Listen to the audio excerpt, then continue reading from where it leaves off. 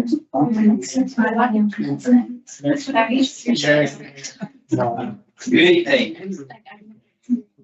evening. Well, welcome to the first meeting of the Children and Young People Overview and Scrutiny Panel.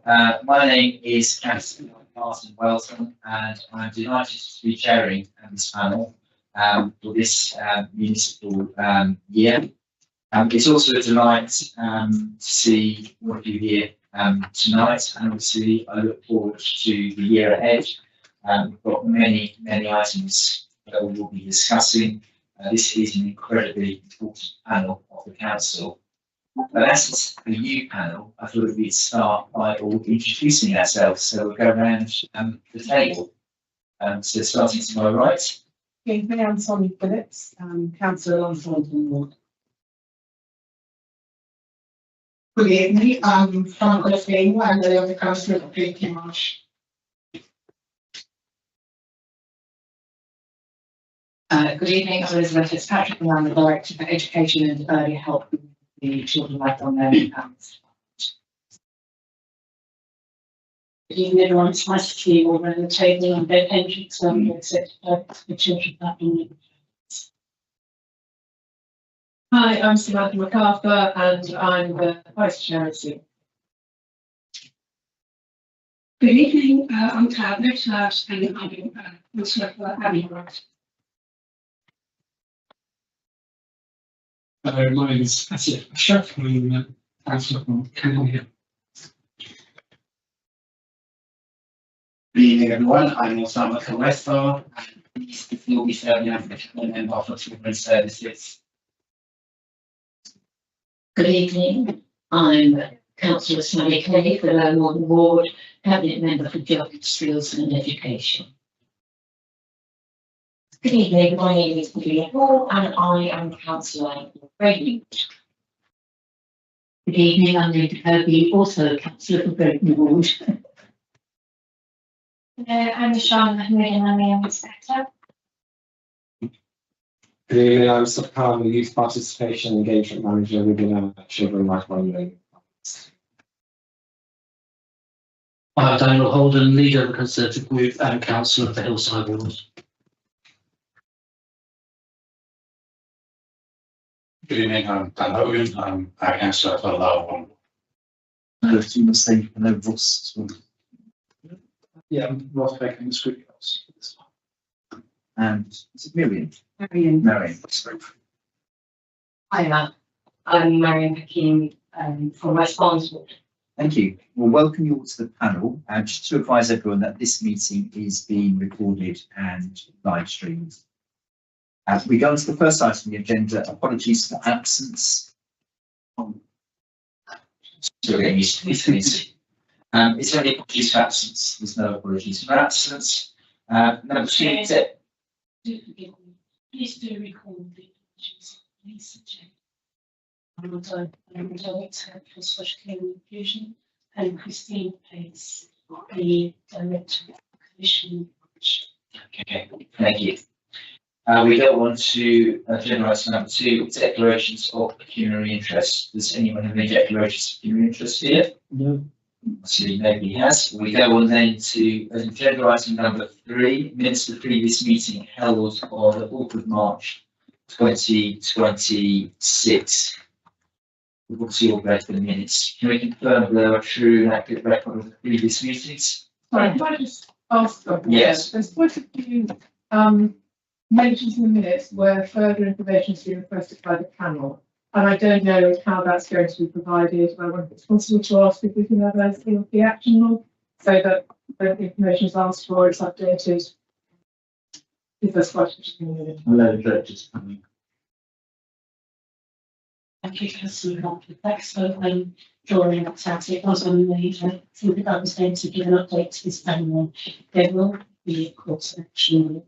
So many of the items that was going to provide additional information will fall into some of the items already in our plan for this period of the scrutiny. And if there are some suggestions that we wanted to make, that's under the other business, around 1 or 2 items that we feel might be built into the task approach activity we're planning around visiting schools, etc. So Chair, if you're in agreement with that, Yes. this is the outstanding. Okay. Thanks. Any other further issues on that? Do we agree those minutes? Brilliant. We'll move on then to agenda item number 4.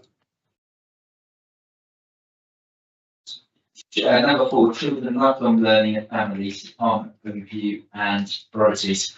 Before we ask cabinet members to come in with their introduction, I'm going to allow the director to do a brief overview of children's schools and children, lifelong learning and families directorate. I think it would be useful. Obviously, there's a number of you members here as well this evening. Thank you, Chair. In the information that has been shared, there is a PowerPoint that we pulled together as the leadership team and CLNF, because we thought it would be helpful to set out the structure charts. And in that first page, your page 14, my first page, it describes my role. It introduces you to a new Director of Social Care and Youth Inclusion, Lisa James, and it high level provides some of the key activities that each of the directors hold responsibility for. The key things for us in CLF, it is not escaped any member around this table, but we are driving through no less than 8 different reforms. We have decided as a CLF, with the backing of our lead members, to find a unifying vision for their starting life, child poverty, family first partnership, SEN reforms, youth justice, the youth strategy, the regional work we are required to do with South West London around fostering, and of course our readiness for SEND inspection. We, in addition to that, have been able to secure some support from an external agency called Channel 3. As you can imagine, these are not small pieces of work, and we've agreed that with Channel 3's support, we will move and embark on moving us from an outstanding children services and an outstanding CLF in terms of education and other regulated measures to moving towards innovation as part of the transformation. So we get stronger and stronger, and we do hope that feedback from families, children themselves and others will start to see over time a retilt of the system towards prevention and a reduction in the numbers of children who are known in the statutory space. That is our ambition, that is our vision, and with your support and our lead members' leadership, we hope to see the realisation of the data by about 2030. Over the course of this review scrutiny, we do hope our performance measures will start to give some confidence that we're moving in the right direction. But just to warning, you will not see that in this period of review scrutiny. We are likely to start to see that mature around June next year. And in the CLF division, we have been looking at our workforce. We've been totally qualified, and we have been planning for the launch and delivery of the FLPP. The directors are working really collegiately and closely together to ensure what the community and residents have told us, like early intervention, picking up science sooner, work with primary schools, joint commissioning with the ICB, that all of those priorities leading into the 8 areas that we must progress is something that our young inspectors and indeed our T-level students have helped us to think about how we capitalize the children and their families. And so you will see some more reliance on digital enabled feedback loops, and you will remember when we came to scrutiny around the budget rounds, we wanted to have a holistic approach to participation and not one that was just centralised within CLNF. So all of that will start to play out, and we'll make sure that the department's reports to you get the information to give you assurance and reassurance that those schemes are working accordingly. I'll pause there. Thank you. I'm conscious also I want to bring the cabinet members in as well, but do you have any brief questions for clarification? I do want to get to the cabinet members. Yes, just. So I just clarify those big reforms that you mentioned. Are they actually in the minutes here or? Yes. Okay. In, Yeah. should have a PowerPoint presentation. Yeah, we'll go through that now. Yeah. Just wanted to define the which are the priorities that you've got. For. Yeah, okay. I think I understand which ones you're referring to.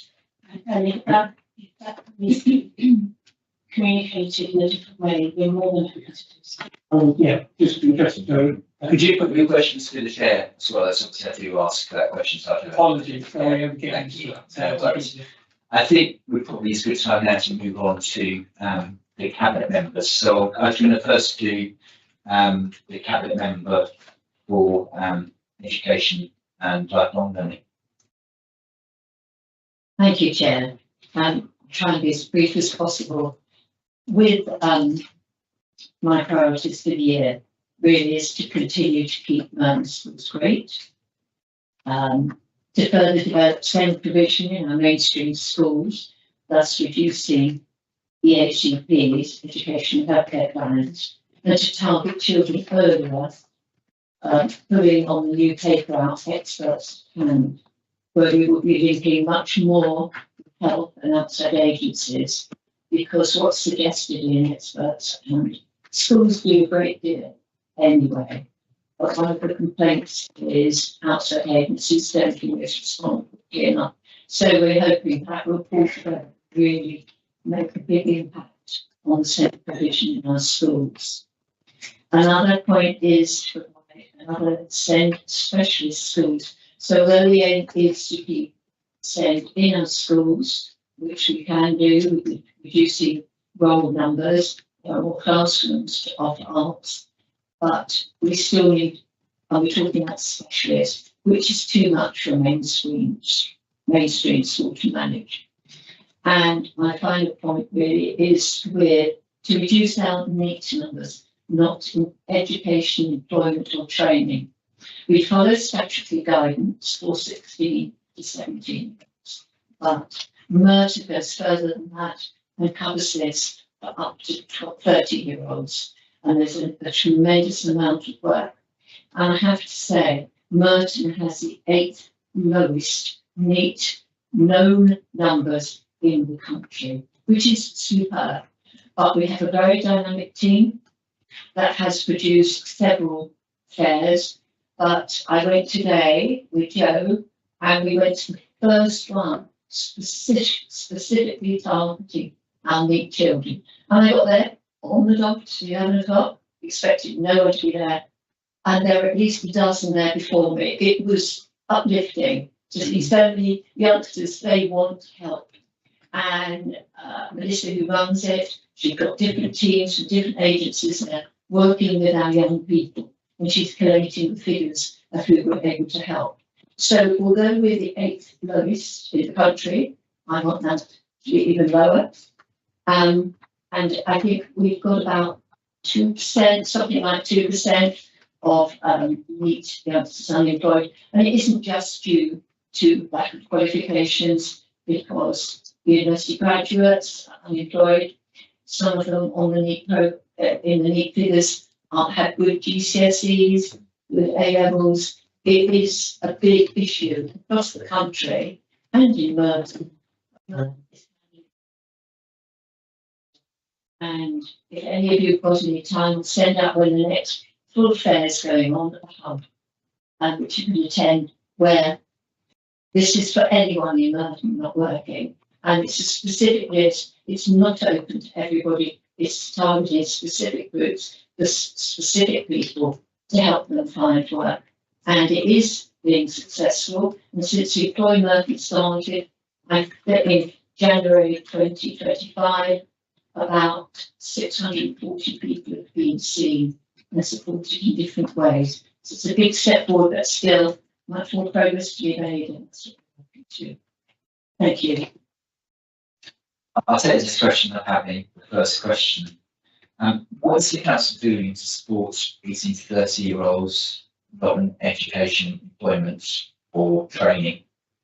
Work specifically, you've obviously, I think, mentioned one of the points. I think it's very welcome. Obviously, hopefully that's circulated to members, but yeah, if you could expand slightly more on that. That's okay. Certainly, Chair, if you want more information sent to members, I can do that because I presented some papers on it. But Employ Merton, we've got 6 different groups in Merton working with people who have to work, and they're working with specific groups. And I'm sure you don't quite want me to go through. We've got Employ Merton, Merton's My Future team, Merton Employment Team, Merton Council's DFN's Project Search, which many of you know, senior groups and works very well with that, and individual programs for different groups. So there's plenty of groups. So all of the people within Merton have got somewhere to go to support help, but it's reaching them. And we had the 3 fairs, and the 4th fair is coming up after the GCSE and A-level results are out in August, where it's selected. It's not just a free-for-all, it's selected of people we know need help. And that list is growing all the time. And they come and they're provided, the children are offered entertainment on, the parents are spoken to and supported with different agencies attending, a variety of agencies. And it is becoming more and more successful. They've expanded the team because they're doing so well, but it's still a small team of about 6 people. But I'm very pleased with what they're doing. I'm very pleased with the inroads they're making to reduce our meet numbers. Wow. I just have one further follow-up question in terms of young people, getting young people into apprenticeships. Can you talk about obviously the work the council's been doing on that? One of the things, one of the officers liaises with all businesses in Merton. Yes. And she looks for apprenticeships, as you know. It's a difficult thing to grow, but we're trying to work with businesses to do that. The only thing with the contacts made with various businesses and opportunities in Merton is Employ Merton can guarantee them an interview. They can't guarantee them a job because it's an equal footing. But also what they do, they offer taster weeks. So Employ Merton can pay that young person a week's salary, so there's no expense to the employer. So they can see if the young person is suitable for that company, if the company is suitable for that young person. So it's like a taster at no expense. And that is helping. I haven't got the exact figures of that. I can look into the figures that have been successful. So an interview they will get, but it's a job on the open market and it's got to be fair, a fair interview. Thank you. We want to do questions. Councillor Holden. Thank you, Chair, and that sounds really good, Councillor Kenny. My question follows on. You mentioned selective certain people. How do you identify these people, and can they be self-referred to the council for help? Thank you, Councillor Holden. There are, as I said, 6 different groups that can help people, but with the actual fairs that are put on to attract families with young children, they are people who are unemployed, people who are in temporary accommodation, people who have personal difficulties. So there are various agencies that feed in to providing this information. And it is growing each year. Last time, Councillor Quaser came with me, and it's getting bigger each year, and more people are coming. But if it was open up to everybody, it is for Merton people, although the Employ Merton does work with the South West London Partnership, and those local authorities contribute to the funding of it. And we do apply for a huge number of grants to help fund it. So, to be realistic, if you want to be successful, you have to be specific in the group you're targeting. And we've also found people who come who are prepared to be housed a distance away to go home, we've been able to provide that as well. So it's starting small and being successful and growing. Councillor Paul. Thank you, Chair. Councillor Kenny, you mentioned in what you were saying that schools are, and that inevitably brings with it kind of budgetary challenges. So how visible to schools that might have a deficit budget in terms of Thank you, Councillor Paul, for your question. Well, we have a very proficient officer who's incredibly good with working with schools in deficit budget and visits and a team work with them, looking at how they can reduce their outgoings. The biggest outgoing for any school is staff. And you need staff for a class. With falling roles, the issue is if you get an allowance per child, it's a certain amount for primary, a certain amount for secondary. If a class falls below 25, it doesn't quite become viable. You're not getting enough income to cover the costs to provide the full education for those children. So that's when it's difficult, but you can't make one class out of two classes of 25. It's when numbers drop really small, about, we now have, I think it's 19 schools in Merton who have gone to one form-entry that once, some of them were two form-entry. So that's one way of cutting costs. But it is the work with officers that the officers are very skilled at working with their teachers and saying, you know, this is what we've got to look at. That's what we need to do. And it has been successful in a few of our schools, but a school can't just have a deficit budget written off or agreed. You know, it will go further if it's over a certain amount. So it's tiered. Is that the answer to you? So, Councillor McArthur. Thank you. Thank you, Councillor Day. I'm just interested again in when you were saying the young people that are difficult to reach. And I was thinking particularly maybe of graduates coming back who might just have fallen outside the system, and how do you reach out to them for them support? Thank you, Councillor McArthur. You're quite right. The Alan Milburn report that came out, and figures have shown that 15% of NEET are graduates.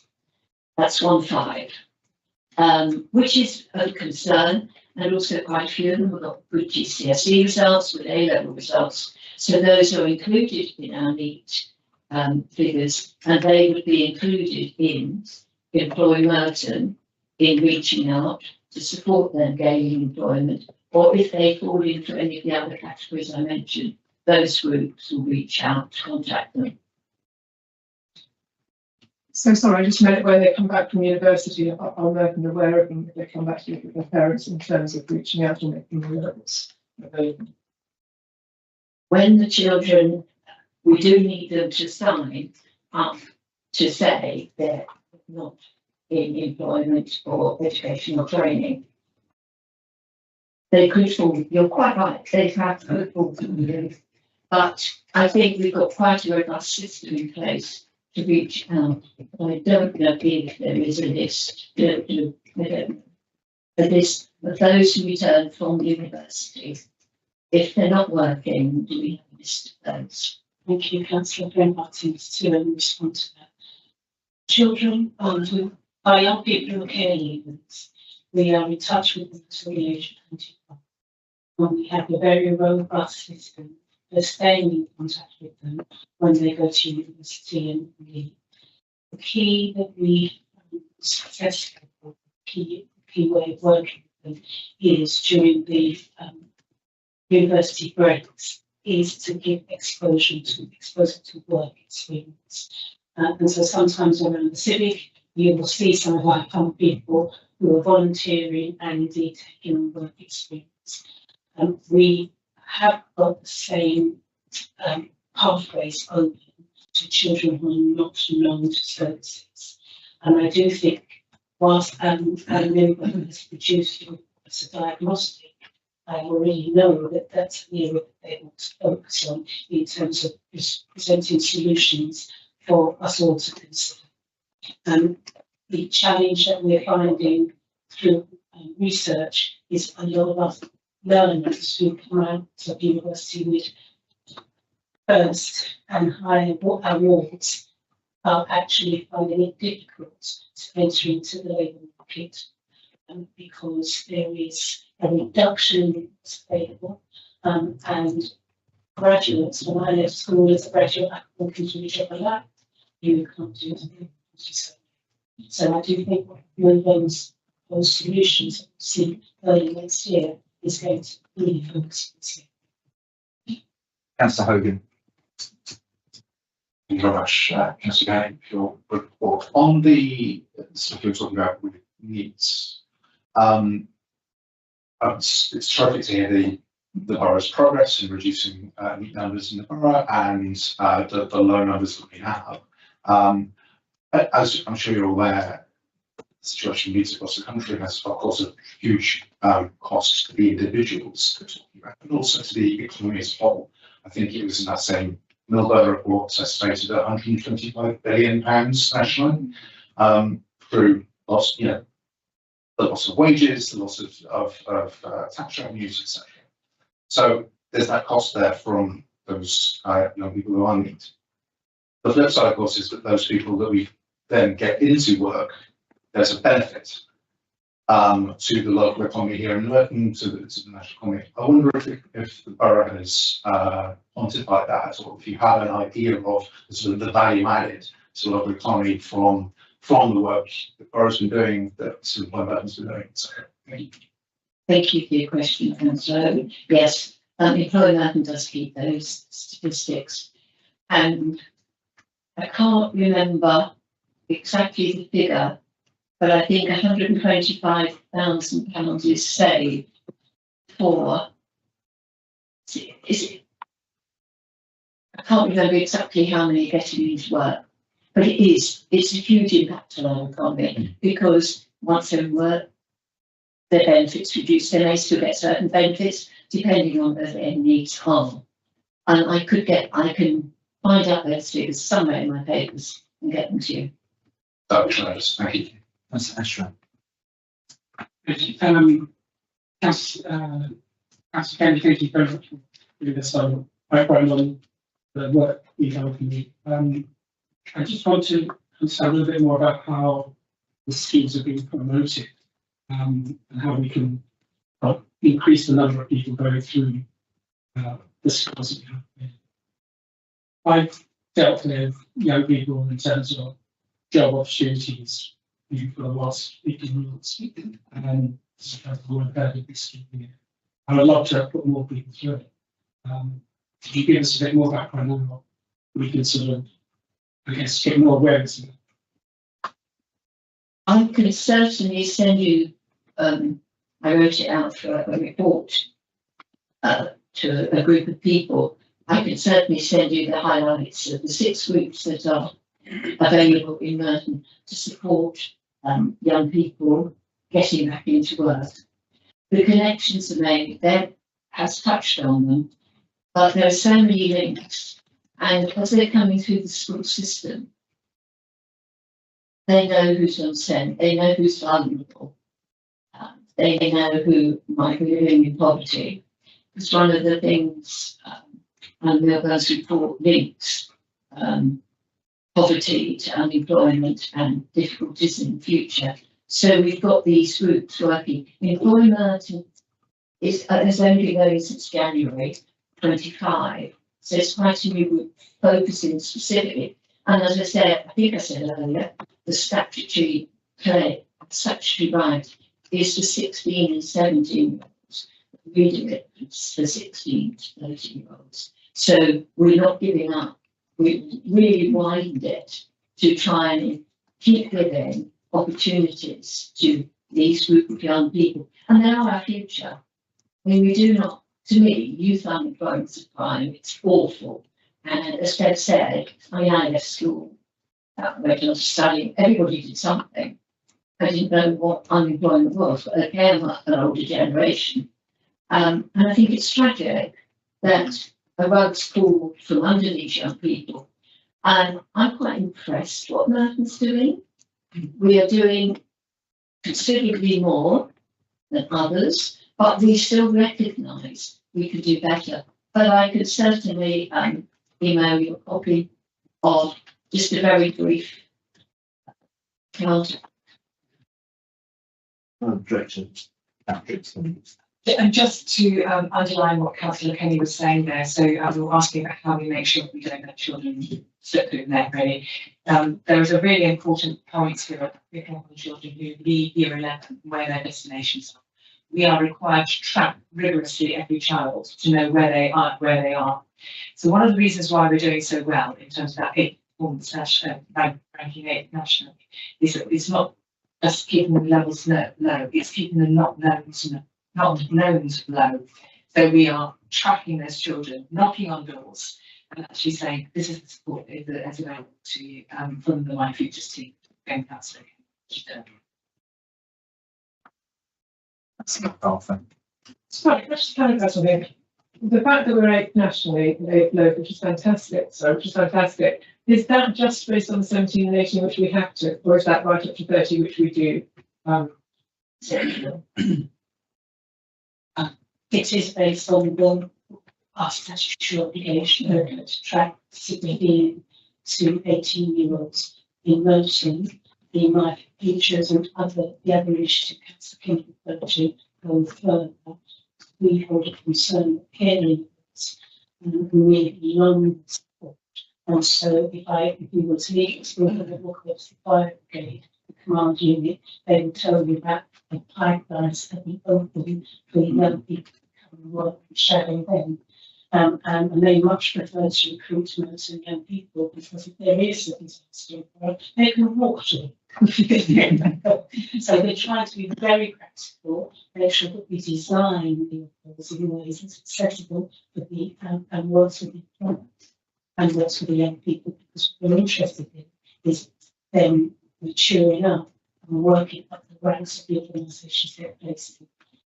And soon Merton will be releasing a plan for making Merton Council an employer of choice for young people. So I think that with your support, we will make sure that your experiences, not knowing that these 6 strands are available, the young people that you'll meet in your communities, that you have a pathway to refer them in. We're really interested in all the children being able to access what's available as is. Should we move on now to Councillor Oasis?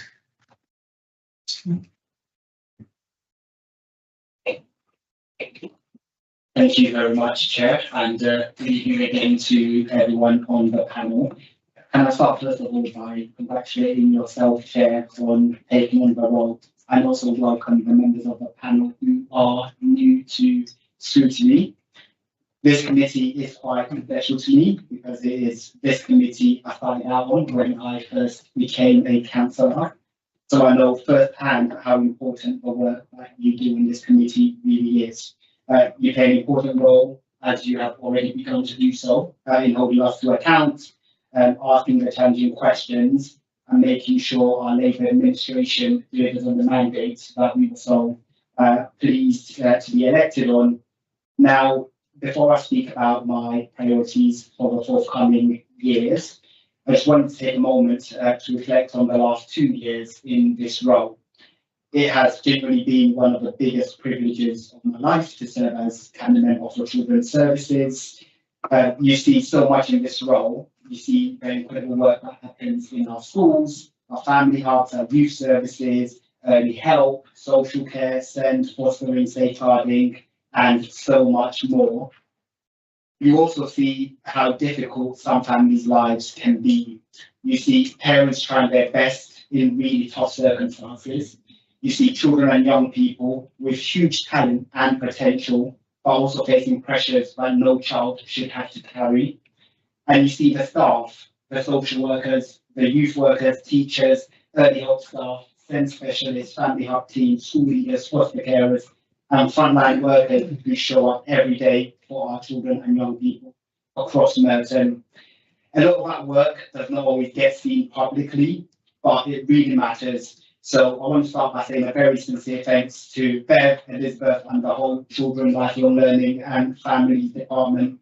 Thank you for everything you do, and often in quite challenging circumstances. And of course, one of the proudest moments of the last 2 years was our children's social care services being rated outstanding by Ofsted. That is something we should be proud of, but I have been clear that it is not just a badge of honour, it is a responsibility. It means we have to keep protecting the quality of services. It means we have to keep listening to our children, families and staff.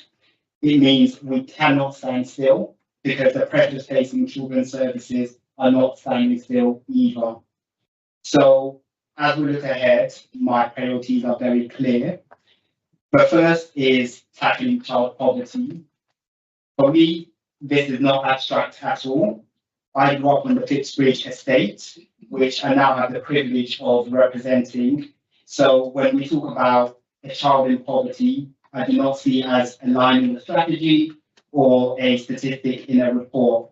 I think about the children growing up in our estates, in our temporary accommodation, in households where parents are doing everything they can, but still struggling to make things add up. That is why our child poverty work matters so much. It has to be about more than short-term fixes. Of course, when families are in crisis, we need to help them straight away, but we also need to get underneath the reasons why families are struggling in the first place. That means helping families maximize their income, access benefits they are entitled to, get back debt and money advice, and access to food support when needed, as well as making sure our wider services are working together around families rather than expecting families to navigate everything on their own. This is about dignity. It is also about prevention, and it is about making sure children in Merton are not held back because of the circumstances they were born into. The second priority is the Families First Partnership Programme. Now, I know that can sound like council language, so in plain English, this is basically about making it easier for families to get help earlier. Too often, families have to tell their story again and again. Too often, support only comes when things have already escalated. What we want is a system where schools, health, early help, social care, housing, voluntary groups, and community partners are working more closely together around the family. So residents should feel that support is joined up, easier to access, and closer to home.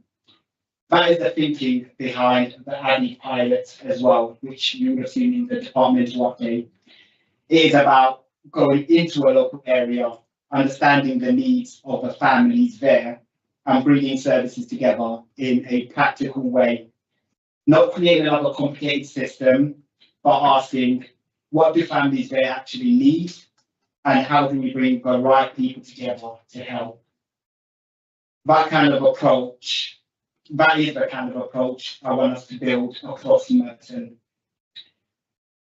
The third priority is continuing to move our finances in the right direction. It goes without saying that Merton is a financially sound council. That is evidenced by the fact that we are even a money lending council to other local authorities. But that does not mean we do not have real pressures, especially in children's services. And we have to be honest about that. Children's services across the country are under huge pressure. The costs of placements, especially for children with complex needs, have become completely unsustainable in many cases.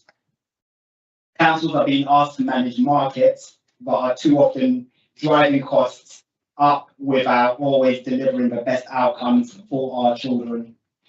So we have to keep gripping that, not because this is just about saving money, but because every pound we spend has to be used in the best possible way for our children and families.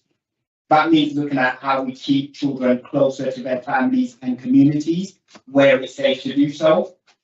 It means growing our fostering offer. It means developing more local provision.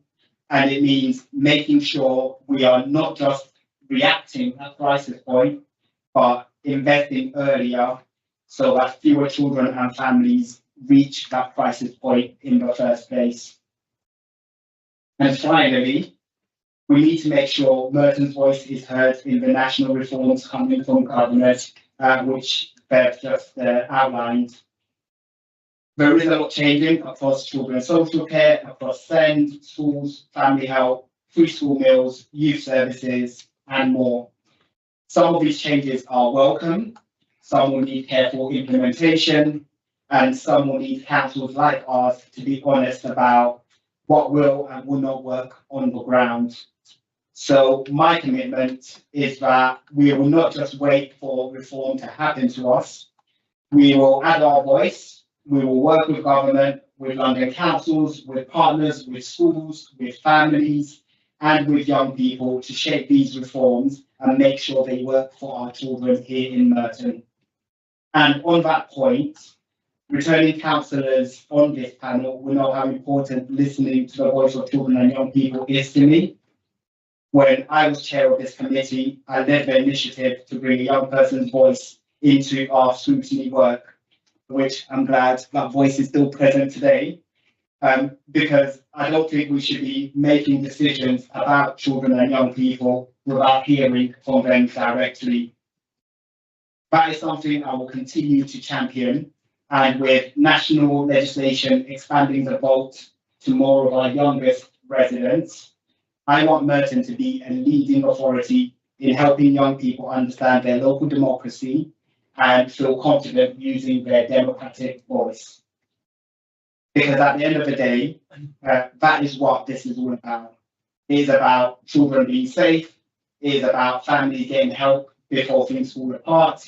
It is about young people having opportunities, having hope and a voice. And it is about making sure that whether you grow up in Wimbledon, Mitcham, Morden, Rains Park, Holliswood, or anywhere else in our borough, you get the chance at a good life. The next few years will not always be easy. The pressures are very real. The finances are difficult, and we know demand is rising. But I also know what we have here in Merton. We have brilliant staff, strong schools, committed partners, active communities, and a Labour administration that believes in putting children and families first. So that's what I'll be fighting for. Thank you for the opportunity to lay out my priorities, Chair, and I look forward to working with the panel for this year ahead. Thank you, Councillor Gracer. Just before I go on, I'd just like to, I know somebody came in, if you want to introduce yourself to the panel. Thank you, Chair, and apologies for being late. I'm Ross Cordner, and I'm the representative here from the church, formerly a head teacher in Merton. Thank you. I'll go on to questions. Any questions people want to raise with Councillor Gracer? Thank you, Chair. Thank you, Councillor Gracer, for the report. I actually have a couple of questions. One of these is, what are we doing specifically to engage young people in getting involved with the work that the council is doing?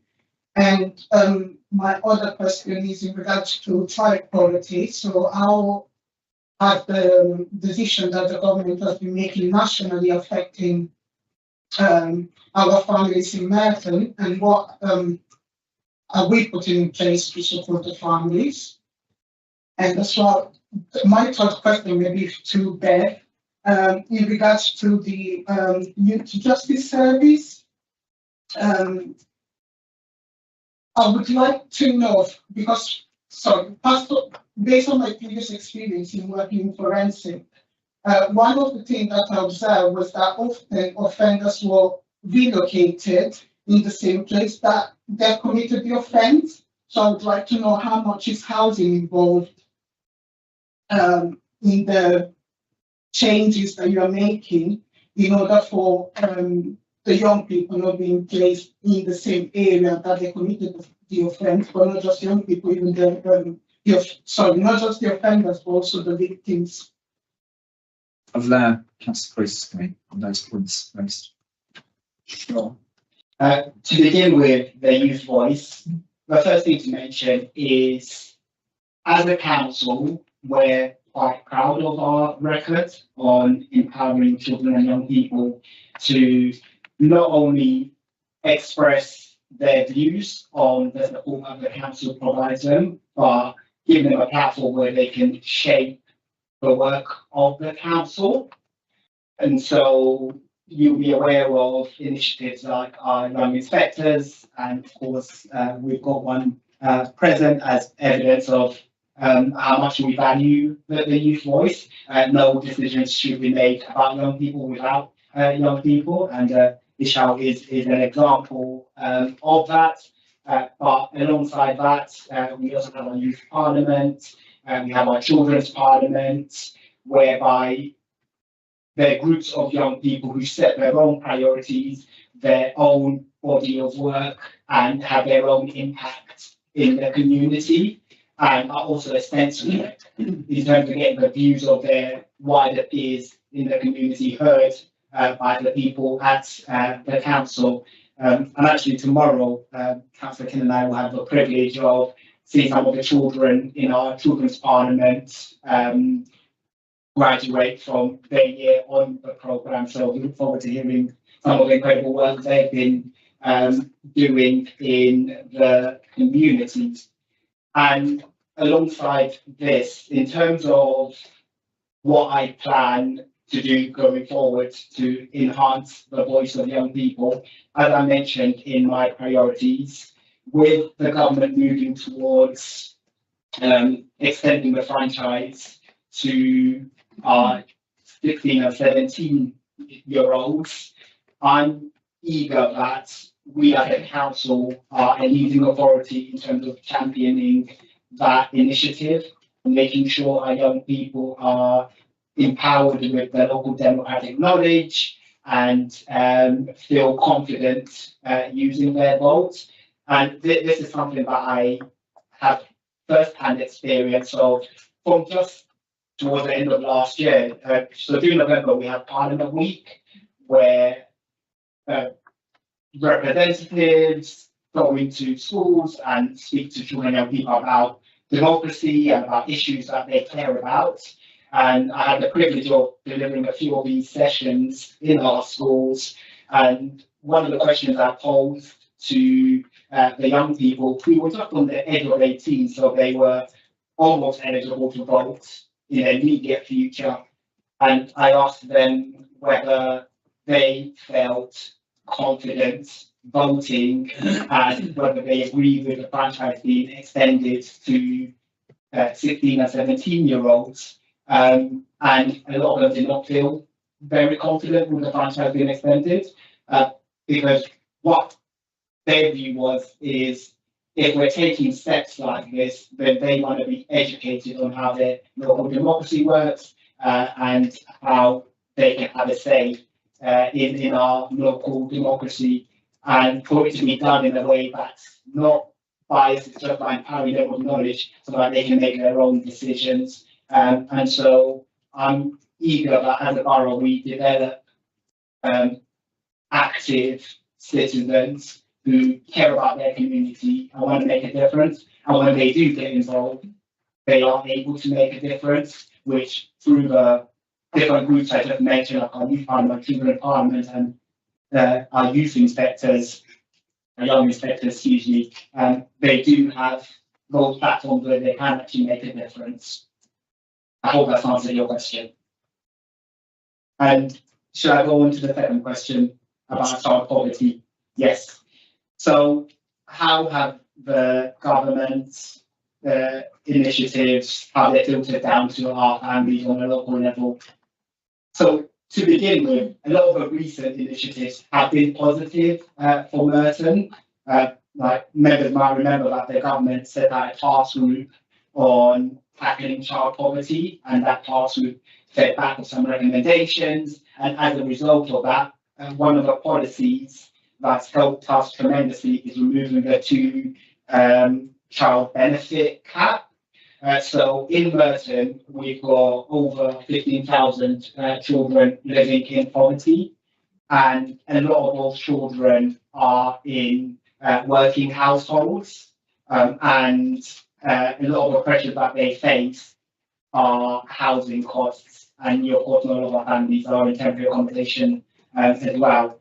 So just with that one policy of removing that cap, it's estimated that almost 4,000 children will be lifted out of poverty. So that is a huge impact just on one policy the government's implemented. But alongside that, the support the government's offered around supporting with energy bills, with the cost of uniforms, expanding free school meals, all of these steps will be positive for us on a local level. But of course, we're not just relying on government policies to support our families. We are very proactive in identifying and supporting the families through the council and through our partners. And actually, one of the initiatives that has been underway for quite a while now to tackle child poverty is we set up a unit which took a deep dive into the causes of poverty on a local level and what some of the key challenges are for our families, which are outlined in the priorities I set out. And as a result of doing that deep dive, we were then able to launch a series of pilots, which included addressing things like food poverty, like the knowledge around nutrition, providing extracurricular activities for children in temporary accommodation to get them out of temporary accommodation and help raise aspirations. And that work is now going to build into the Abbey pilot that we'll be launching in August, and it's in your reports, so I won't necessarily repeat it. But our approach is taking that localized view of where are the neighborhoods where there are huge pockets of deprivation and what are the root causes, and how do we bring together the different partners, schools, health, ward councillors, the voluntary sector, the council, all of these bodies that work with our families, how do we bring them all together to ensure that those families understand the support that's available to them and feel comfortable and confident taking up that support. So a lot is going to be happening in this space. Government policy has helped, but we want to be leading it on a local level as well, which is what we're going to continue to do going forward. And the third question you asked, Bev, I just wanted to make a couple of points before I hand over to Bev to then answer. But the first point is we do have very low numbers of children in our youth justice service. Yeah, so that's worth noting, especially if you're thinking about children in custody. I think we only have one child, very small number, of children in custody, but not a huge number of children, just to put that into perspective. And in terms of where we locate these children, it's based on a number of priorities. The top priorities are keeping that child safe and also keeping the community safe. And so those two things will factor into where it's best to place that child. But also, what we find with a lot of children in our who end up in the youth justice system is there's usually some underlying safeguarding issues there or some traumatic experiences there. And so we do have to think about how we support that child going forward so that they don't reoffend. And sometimes it is best that that child stays where they're familiar, where they have some links and contacts. And as long as that doesn't conflict with keeping that child safe and the community safe, we should be taking responsibility for our own children. And with that, I'll hand over to Beth if there's anything else you might add to that question or anything else I've said. Thank you, councillor. That the narrow down, so I think the members explained some of the context that I'm helpful. We many years ago we set up across the country something called Operation Harbinger. Some of you might remember the reasons why Operation Harbinger was initiated. And essentially what it means is that any child that's going to be placed out of whether being held in police custody or being held from being in remand, that within an hour calls must be made to the resident local authority so full checks can be completed. And then in any placement plan, it is required that we do a risk assessment of the area and that we share that area risk assessment with the local police. So we're getting into the weeds of the pain of our work, but it's to assure you that that is adhered to very strictly in Merton. And so we do not place children in areas where the risk area profile comes back and indicates that probation may have placed an adult who might present a risk or explore the child into contextual harm knowingly. The minute our team knows about it, they are the first to knock on our doors to ask for a conference to make changes to that child's care. Can I just ask members to leave to one item per question, so I want to get as many people as possible able to ask questions here to those of you. Yes. Thank you. I just wanted to add to Councillor Reese's answer in terms of how we involve young people. Regarding the child poverty strategies, I have been involved in working with young people directly within schools. We carry out 2 focus groups consulting young people on how they see poverty, kind of what the textures are of it, and also what we can really do better. So I just wanted to mention that. And also in terms of another piece of work I have been involved in regarding families, I was involved in a parental conflict project. Again, we consulted our young people and how we can best support them when something is going on at home. And generally, yes, so when we consult young people, we might go to schools, we go to youth centres. There's also the youth parliament and the citizens. And can I thank you for all the work that you have been undertaking? It's greatly appreciated. It's great to see your involvement and contributions to the panel, which I think is greatly valued by us all. I just had a comment as well. Yes. So regarding the parental conflict project, a recommendation that came out of our report was acknowledging that while there are resources available for families, there needs to be something done regarding not just informing them, but making sure we're in those spaces. I just wanted to add that as a comment while working on that, please. Thank you. Do you have any further questions? Yes. Thank you, Chair. You mentioned that we want to make sure that children and young people and their families receive all the benefits they're entitled to help them out. What is being done actively to help them? For instance, are there any auto-enrollment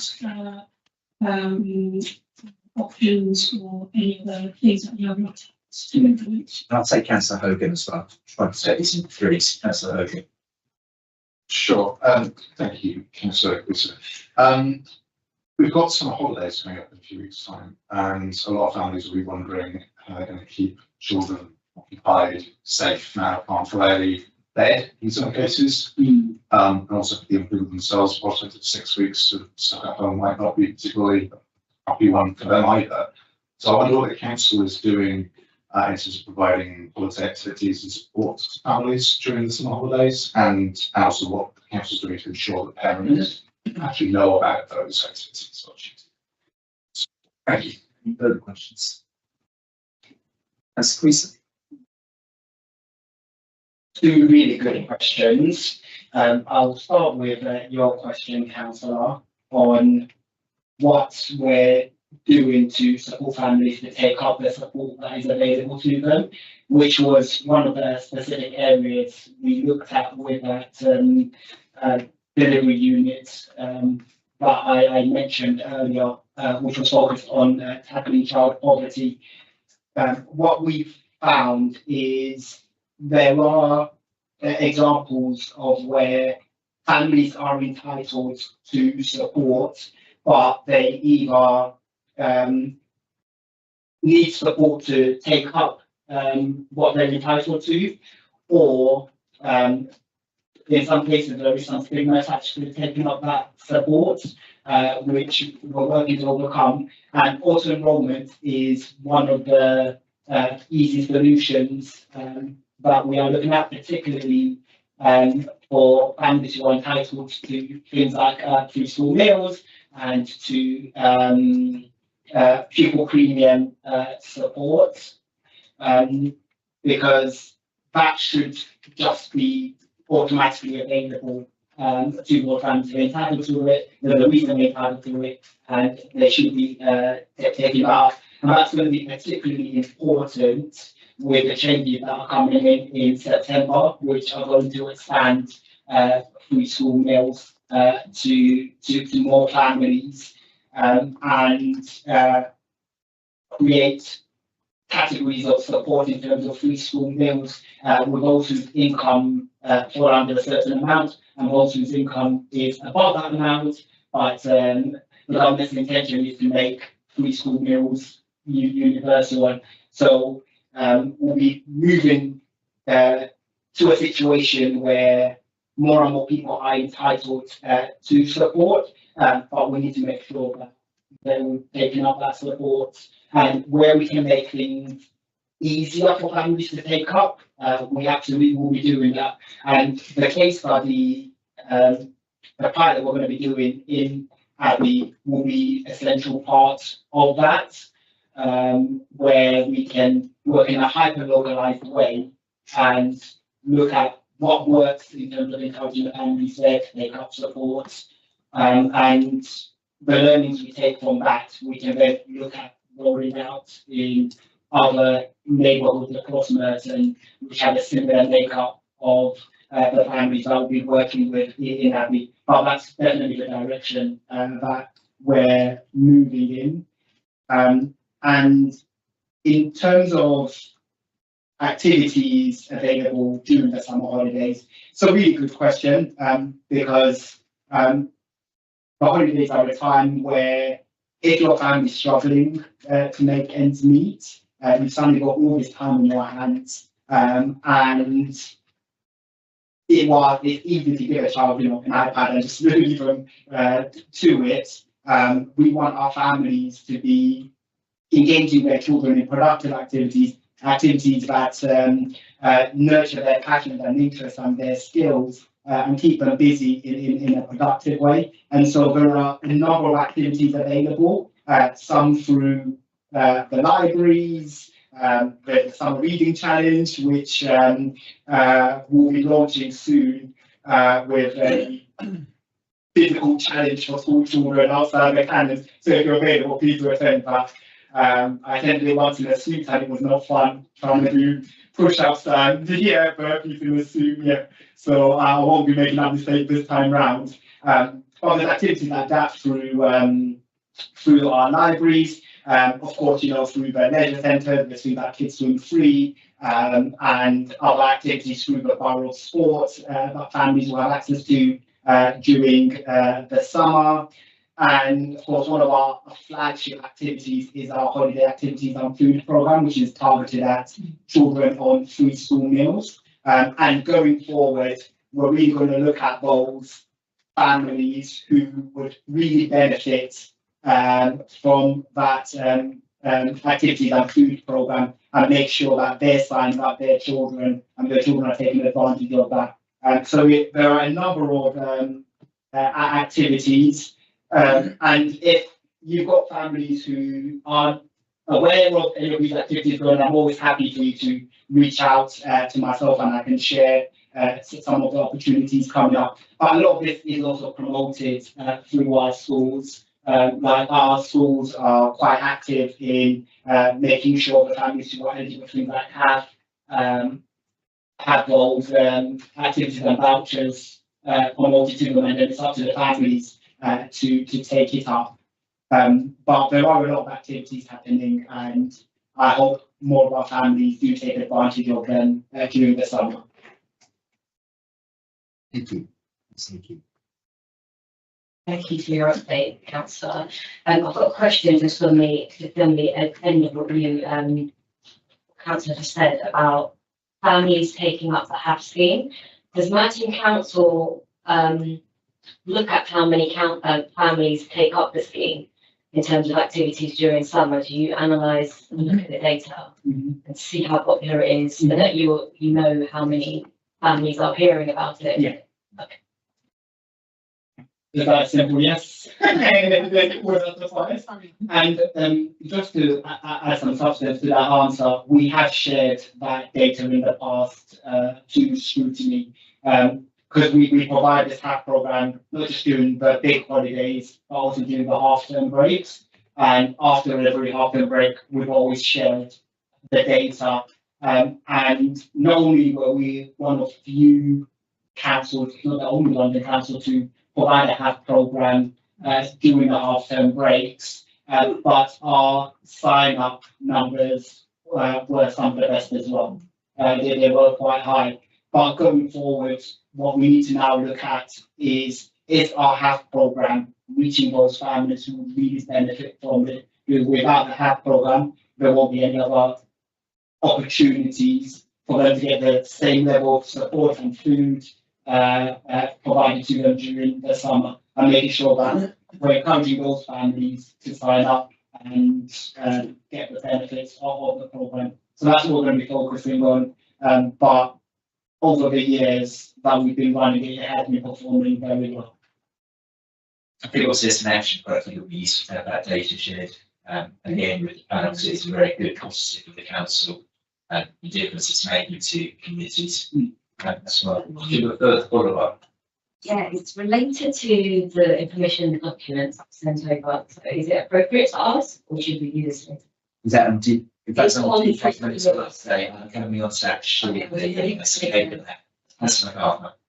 Hi, I was just going to ask about auto enrolment. Obviously, it's going to be expanded, so these are what children are being made to be added. How far had auto enrolment got? Were all people who were already eligible auto enrolled, or is that still going on for people who were previously eligible?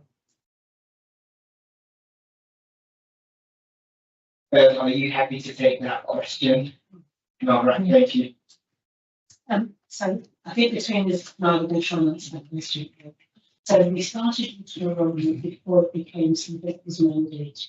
And you'll remember there was one of our schools that very early to enroll. And so we, on the test we see, and we were able to evidence that we got some issues with variances in the church was removed by just the digital privacy.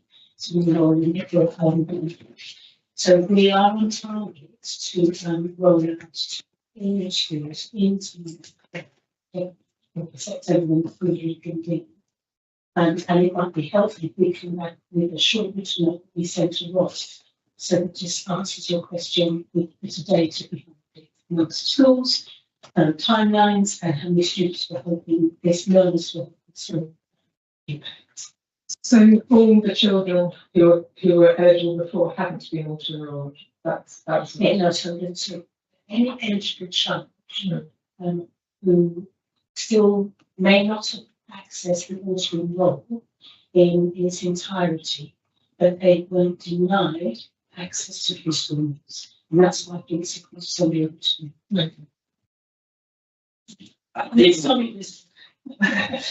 Just to add to that, so auto enrolment is something that's happening nationally. Up until that was something we needed to do, we had an effective system at schools asking all parents to provide their details for auto checking every fortnight. So we've done a recent sort of comparison between experiencing before and what will be picked up for auto enrolment, and it's a relatively small gap. So we were actually reaching those children. At this point, we'll move on to the departmental update. That's another so their interest to coming. And to thank you, other members, both for their contribution to what has been obviously a very engaging discussion. So thank you for your presentations. Chair, I take the report as read Yes. and just highlight some key, 6 or 7 key areas. And then invite Elizabeth and myself to answer any questions. So the first one, of course, was important to let you know that we had our annual engagement meeting with Oxford. And it was both the education conversation and the safeguarding conversation. The letters that arrived after that meeting were positive. They commended our self-evaluation. They spent a lot of time talking to Elizabeth and the team and really drilling down on the new Ofsted framework inspection, talking about the measures that have been put in place to support schools, and also how our confidence in our self-evaluation and the education side, why we were confident and provided assurance to them that the measures we have in place in our central education team would, with the change in the regime, not mean that we would our standards would see. And so that letter would be shared with our lead members. And so if there's any further questions on the detail they found, please feel, I'm sure they'll be happy to answer questions on the next occasion. I do think that we've already aired in 3.4 in the reports the conversation around need. And I think that I'm going to move on to the schools update. There's 2 things I'm going to reference. We all know that there is a change in the judgment and the way it's applied. And we all know there are lots of questions around the methodology. Is it right to have attached attendance and behaviour? Is it right, so we could go on. Now, our schools and the system make full representation about some of those changes. And what we do have from Martin, Oliver and his colleagues is to continue to review the impacts of those decisions with the DLP. So we know that there may be opportunities for some adjustments. We don't know, and equally we don't know what, if there will be any changes, and they may not systems, etc.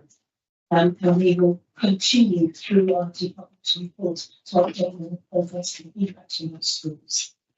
I think the other thing that I would draw attention for is that it's a position on these schools is that the education white paper is now in place. And I think that we are starting to see much movement across the spectrum that really picks up the principle of what that paper was trying to achieve for us. We know that there is more to come in other segments of the legislation, like working together and information sharing, the rest of the legislation attached to real conferencing, how we're going to treat prosecutors, capital bills around school, and I could go on and on.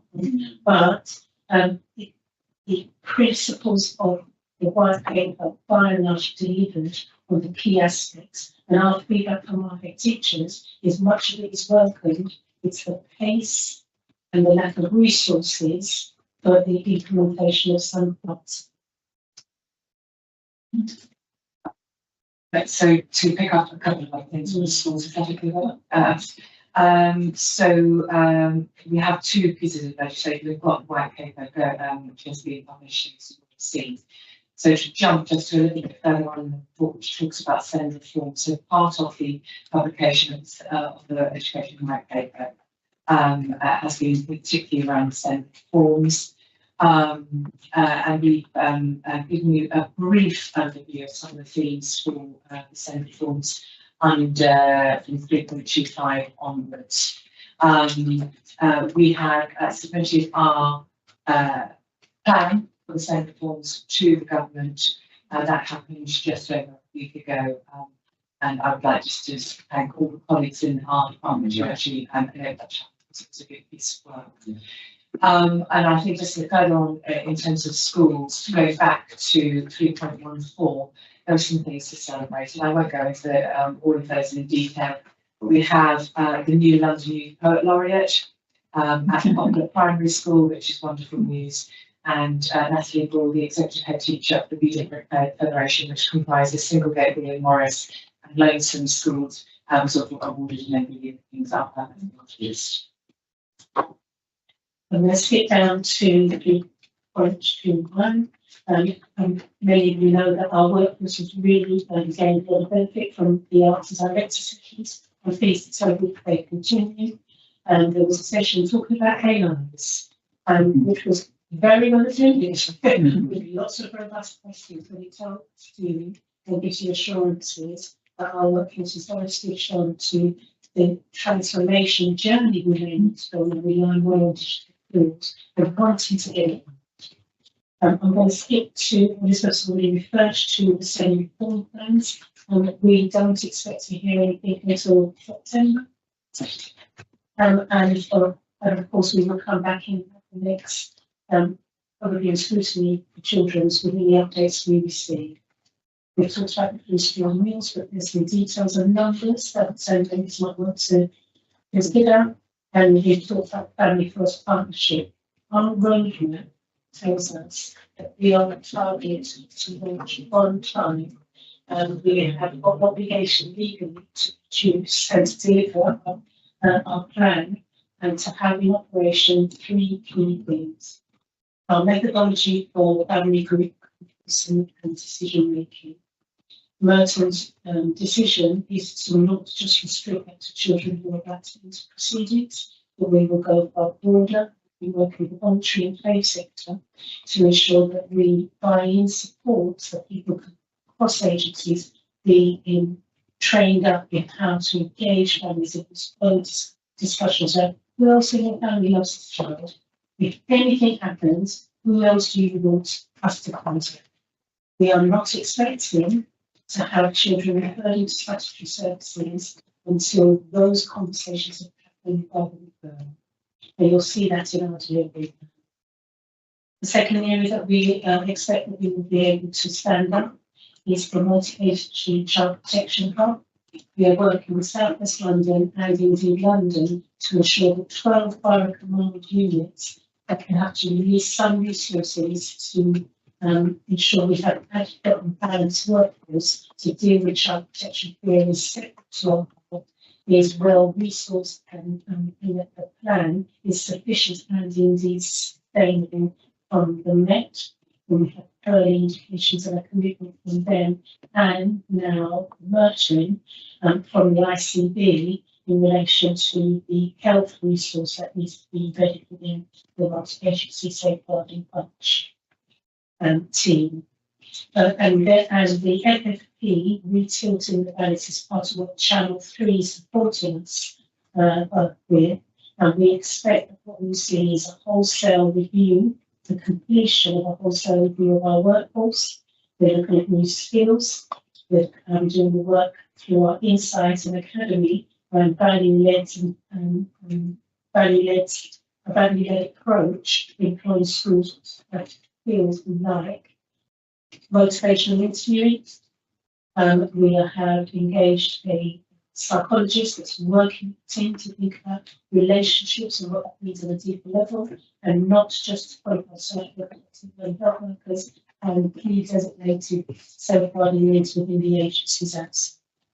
So we are hopeful with the work that's been happening at pace and with grit over the last 18 months, particularly, that we will be compliant with the DfE request to come the 1st of April. Our FPP will be known. If I turn now to updates on fostering, I referred earlier to the various reforms that we have in place, and the fostering update is gives you 2 paragraphs that says things are working reasonably well in the current status. However, this is one to watch, members. We are about to join the regional care quality or Southwest funding. We are looking at a different way of recruiting foster carers. We firmly believe that children are best placed in a community setting, in a loving home, and are not disadvantaged by having to go with an available placement, typically a residential unit, but in a home where people can do the journey with them through their maturity. And so joining forces with our colleagues in South West London, we do want to use the best parts of the adoption regional care arrangement and apply them to the restaurant. So we'll keep you posted through these things. And Chair, that's as much as I want to draw out, but there may be questions on the Before I go on, I obviously wanted to place my congratulations in your panel journey, and for Natalie will having the Natalie, the head teacher here, for over 20 years in the borough, and then it's a remarkable achievement, likewise in terms of poet laureates at popular school. So I'm going to start with questions. I want to obviously look in terms of the obviously over £1 million has been awarded by the Labour government in terms of school sports. How that tie in terms of Merton as a borough of sport and improve its facilities in our schools, sports. So I don't know if the cabinet member wanted to comment or. So the changes to the funding for school sports will have some impact on our schools. And we are working through the detail of what the policy change will actually mean for our schools. But the key thing I'd like to underline is that our sports teaching opportunities, competitions, are hugely supported by the Merton School Sports Partnership, who work very closely with all our schools, but particularly with our primary schools. And they are very linked in with the borough sport work as well, to make sure that, as I say, children have as many opportunities as possible. They organise competitions, as I say, they provide coaching within our schools, they skill up our school workforce to ensure that PE and sports as delivered in schools is the strongest it possibly can be. Thank you. Councillor Kirby, I'll take it in three. Councillor Kirby, Councillor Holden, Councillor Butler. Well done on the department work, as always, really excellent, and it's something to be proud of here. I just wanted to ask around the Ofsted guidance and how your school improvement team are actually relating with schools over this, and particularly I think over the phone-free aspect, the legal aspect for schools now to be phone-free. I know this is not connected to that, but when you were talking about foster care, maybe for a future meeting, I'd be quite interested to know a little bit more about the development of the children's home, because when I was chair of social services, we closed all the children's homes for very good reasons, and so I have quite strong feelings about how that new system would be set up. So I know it's another time, but yeah, I am worried. Councillor Thank you, Chair.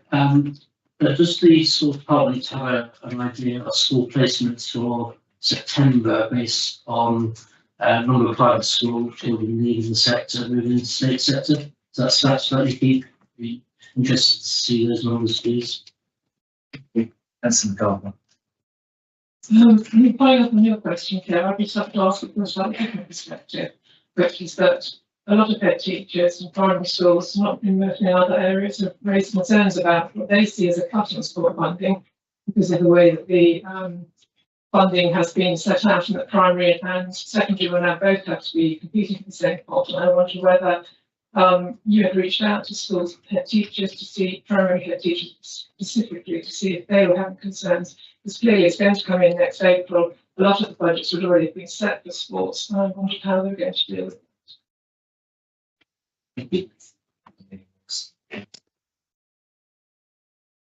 Councillor Kirby, your question about support for schools with regards to the Ofsted and secondary.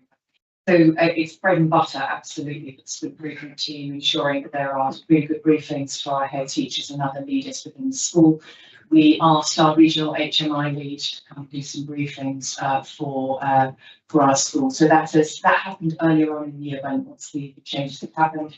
Our school improvement advisors and inspectors, our national education partners, call them, have then been working through with the individual schools to be able to support them to understand What does it mean for them? How do they measure up against the new criteria and help them to think about how they will present their skills during the inspection.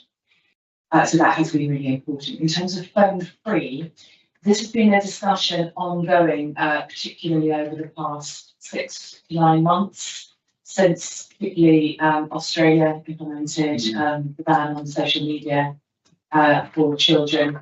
We've been discussing it with both primary and secondary head teachers. So to our primary head strategic meeting, we had a local charity event, which escapes me, which is very rude, but who to come and talk about that, what they would be able to do and support schools, because it was particularly primary, as I said, but because of course we do have 5 to 6 children who will be having access as those.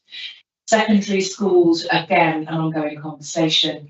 Our secondary schools have got very different sort of policies in place, or have very different policies in place, and ways of managing and supporting students with their phone use. And that is evolving as the government guidance sounds. So lots of support going on in there.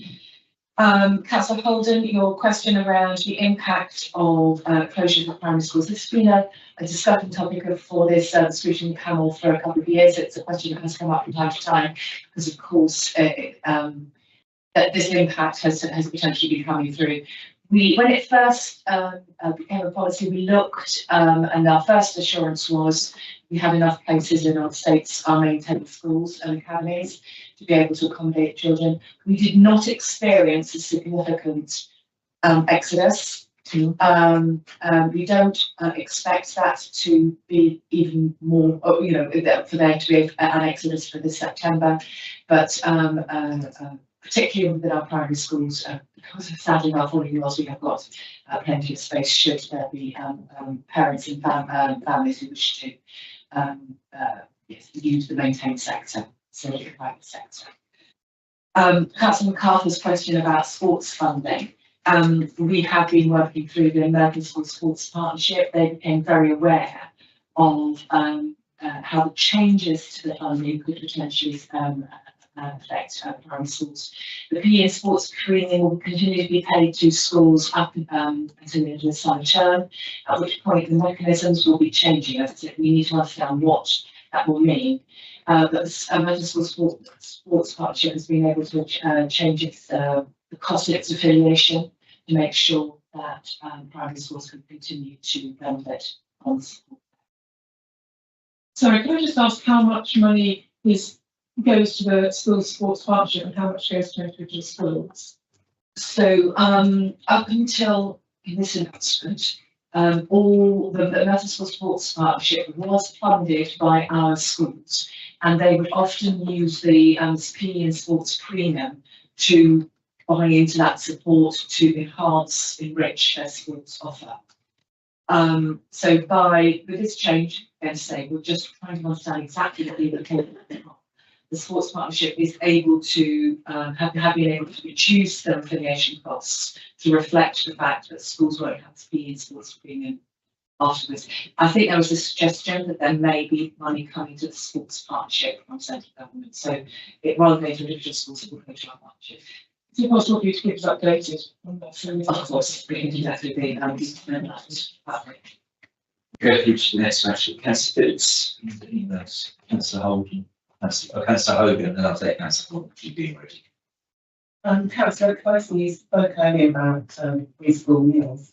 Just wanted to ask what the council is doing to ensure that those that may not qualify for preschool meals under the expanded status, what sort of support they get. Councillor Chairman. Yeah, I mean, just answer that point. Yeah, I think you said most of it, but yeah, just. Okay. Thank you for that question, Councillor Phillips. So the way our family support services work is whether someone is eligible for free school meals or not. If we have a family that requires support, there is existing support available outside of whether they're eligible for free school meals or not. So under the changes that are coming in with expanded free school meals, one of the huge positives of this move is more and more children will be eligible for free school meals. So in theory, more and more children will be getting more support and more families will be getting more support as a result of that. And so there should be less families needing support outside of that. So it is a move in the right direction. But where a family is not eligible for free school meals, but still requires the support of the council, we do have family support services outside of that can intervene if a family requires that support. It depends on the type of support that family requires, but we've got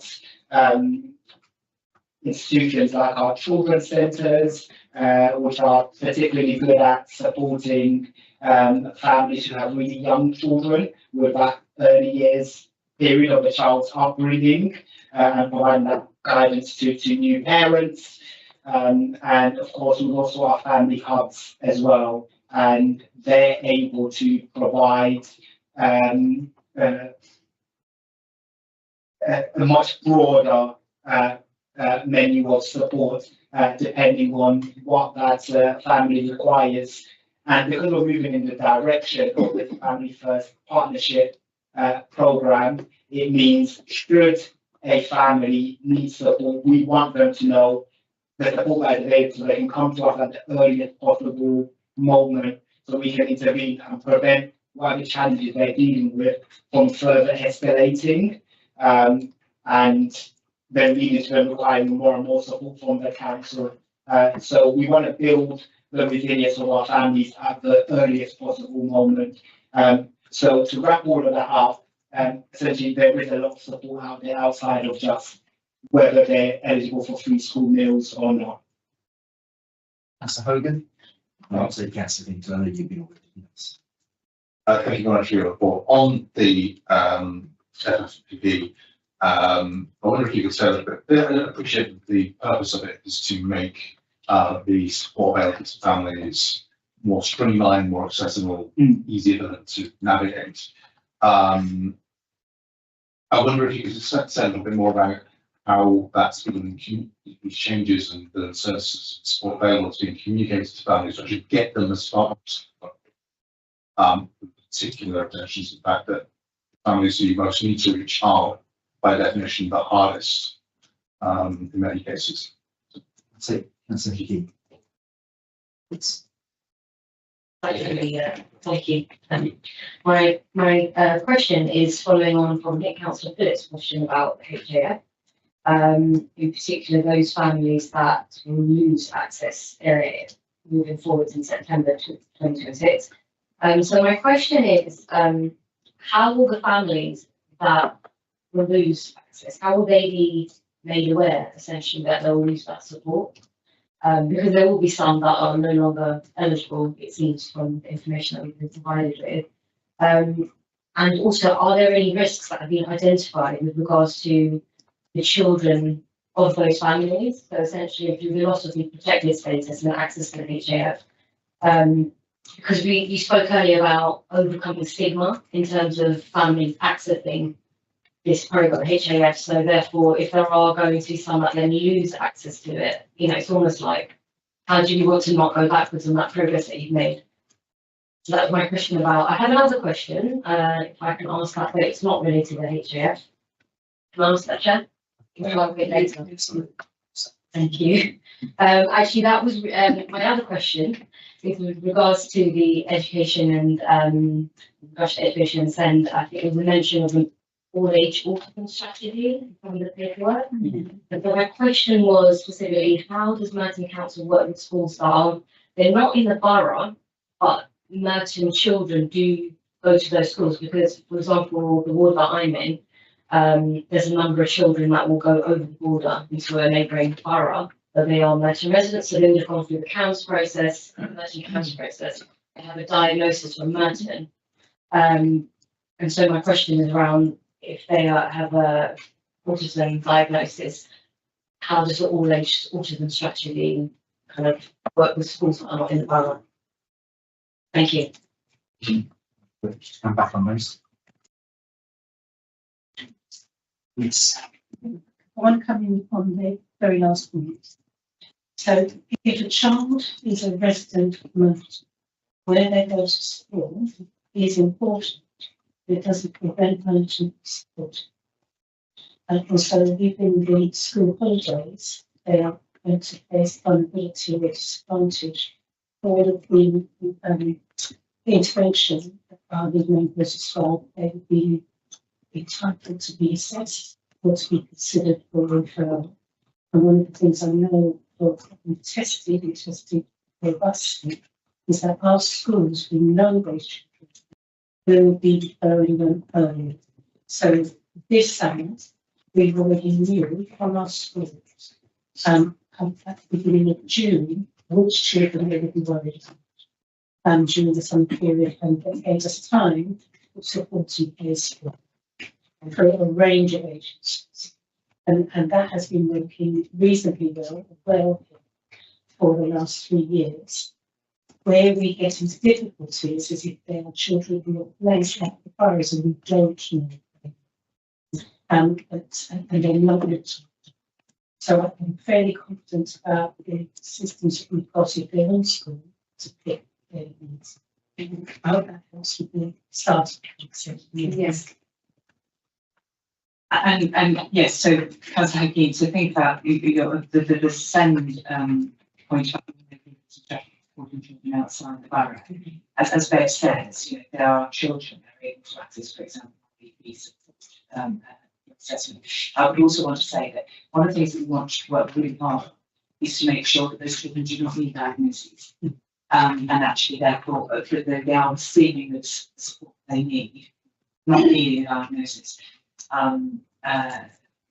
These children have a range of challenges, such as communication difficulties, and what we want our schools to be able to do, and that can particularly come from we're doing, and as well as our neighbouring boroughs, to make sure that those children get the support that they need in schools without necessarily using diagnosis. So obviously, diagnosis is very helpful and can indeed be very comforting to many families, but it's working with our colleagues as well as providing our own direction.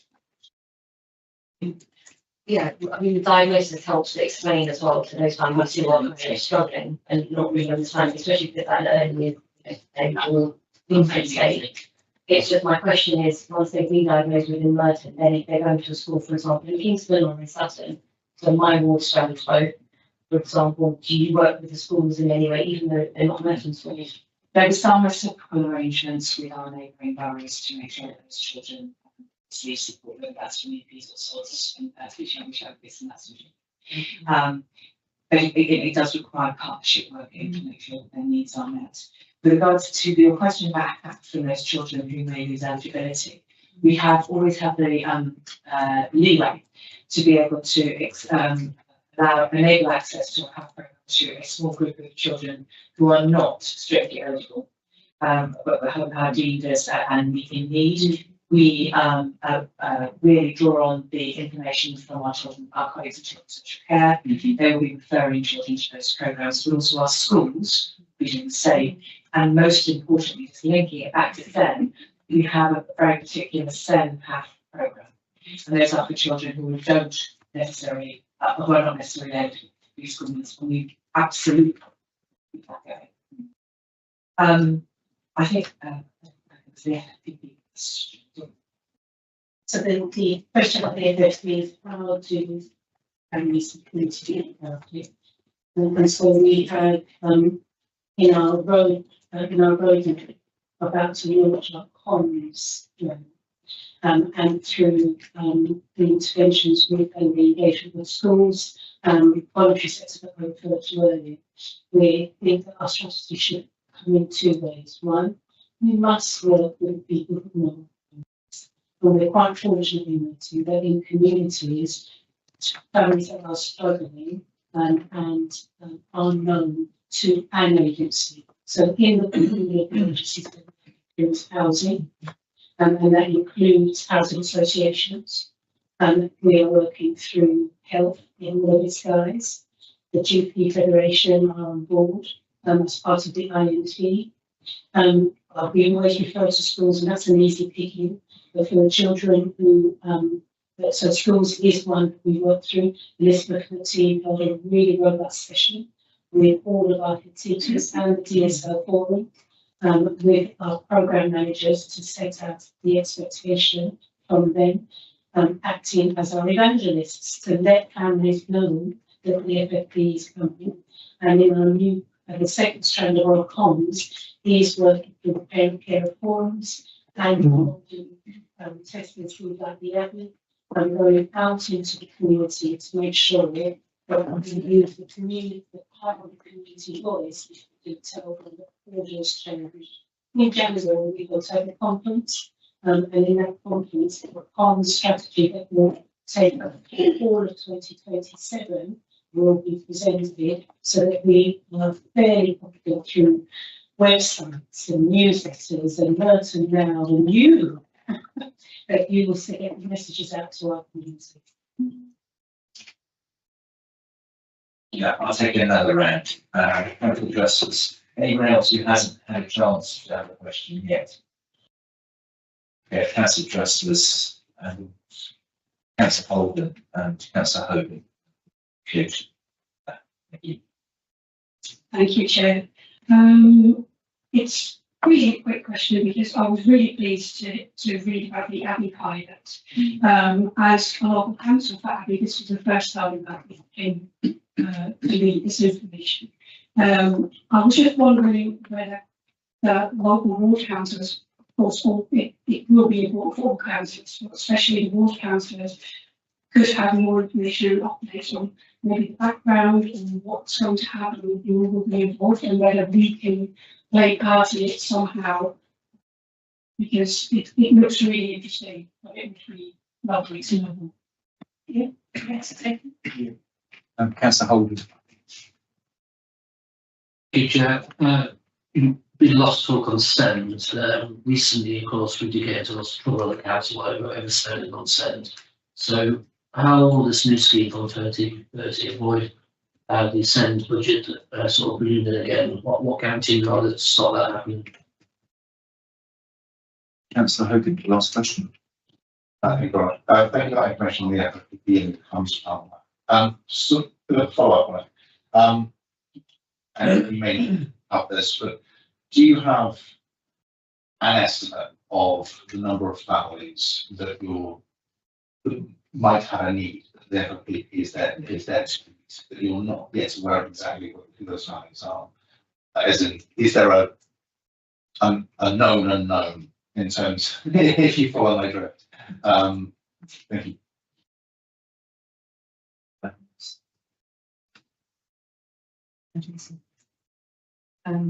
Councillor Holden, if I address your question about SEND, first of all. So the reforms that we are going to be implementing underpinned by our local plan, which, as I said, we have just submitted to the DFE. These are national reforms. The government has said they what underpins their ambition for these SEND reforms is that, first of all, outcomes for children with SEND improve, because children with SEND do not do as well as their peers. So we need to make sure that everything we put in place actually maximises those outcomes. A second key point is that they want to make the system more financially sustainable. The issues that we have faced locally in Merton in terms of the deficit on our high needs block of the schools file, the DSG, we are not by any stretch of the imagination the only local authority which has faced those issues. As we have created our SEND reform plan, we have had absolutely at the forefront those 2 points: improving outcomes for children and their families, but also to try to make the system more sustainable. And it is on top of a lot of work that we've already undertaken within the council as part of our safety valve local agreement, which we've been part of the Department for Education for some years now. And just to pick up that, just to follow on Elizabeth's point, it's one doesn't state anybody in this room, but the projections that's displayed in the media is saying that we can expect an increase in the numbers of families who will seek assurances through having an EHCP. And then after changing legislation, we will see that starts to decline. And so we have planned our forecasting around the anticipation that might be an experience for nurturing.